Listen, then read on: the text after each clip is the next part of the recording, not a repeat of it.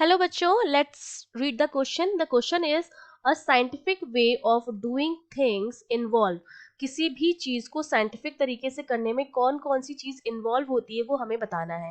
तो देखिए, इस क्वेश्चन को सॉल्व करने का हमारा जो की कॉन्सेप्ट रहेगा, हम जानते हैं कि हमारी जो साइंस है वो बेसिकली किस पर है, एक्सपेरिमेंट पर डिपेंड करती है.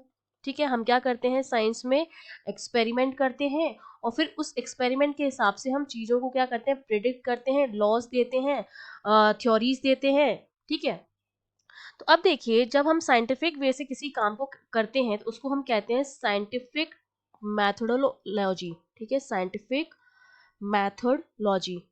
ठीक है, तो उसको हम कहते हैं साइंटिफिक मैथोलॉजी. और किसी भी इस मैथोलॉजी में क्या होता है, सबसे पहले अगर हमें पता है कि हमें किसी चीज का सोल्यूशन फाइंड आउट करना है, we have to find out the solution.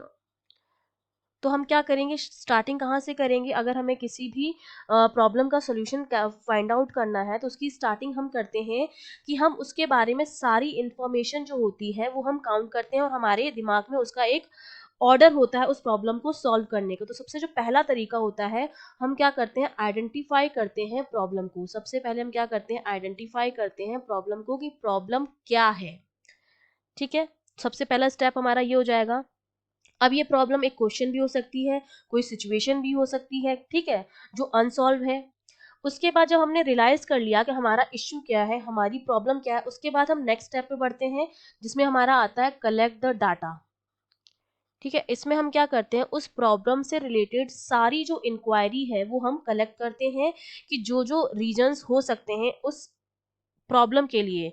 Reasons सारे हम क्या करते हैं, रीजंस और इवेंट एंड रीजन जो है वो क्या करते हैं, हम कलेक्ट करते हैं जिसकी वजह से वो प्रॉब्लम जो है वो कॉज हुई है.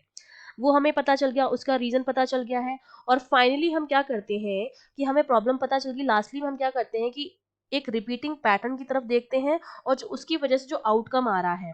ठीक है, हम रिपीटिंग प्रॉब्लम देखते हैं, रिपीटिंग प्रॉब्लम एंड आउटकम्स, उसका क्या परिणाम आ सकता है वो हम सोचते हैं. जो भी हमने डाटा इकट्ठा किया है उसके हिसाब से हम क्या करते हैं, हाइपोथाइज करते हैं उन चीज़ों को या फिर पर्पस ऑफ पॉसिबल थ्योरी. ठीक है, तो लास्ट में हम क्या करते हैं, ये हमारा हो जाएगा, दिस इज हाइपोथाइज. हाइपो हाइपोसाइज